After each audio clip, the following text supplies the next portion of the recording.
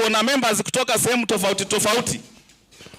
Kwa wakulima wengi wa matunda huko Machakos, hasara baada ya mavuno kwa muda mrefu imemaanisha kwamba kazi ngumu inapotea bure. Lakini hadithi hiyo sasa inabadilika kupitia jumuiya ya ushirikiano wa wakulima wa Yatta Multipurpose. Serikali ya kaunti ya Machakos ikiwasaidia wakulima kuongeza thamani kwa matunda yao, kugeuza maembe safi kuwa sharubati na mapato yao kuaminika. Kwanza tuko na members zaidi ya 900 wenye wako scattered from Ikombe sub-county ya Yatta na part of Masinga, Kalakala. Na tuna county government imetusaidia sana na kufundisha wakulima wetu mambo na kutengeneza mashamba, vile wanaweza pata matunda yenye ni mengi na yenye iko na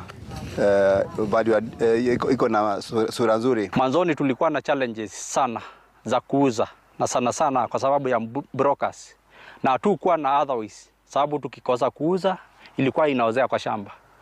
Lakini siku hizi after intervention ya Honorable Wavinya Ndeti tumeanza kupata malipo ya jasho letu.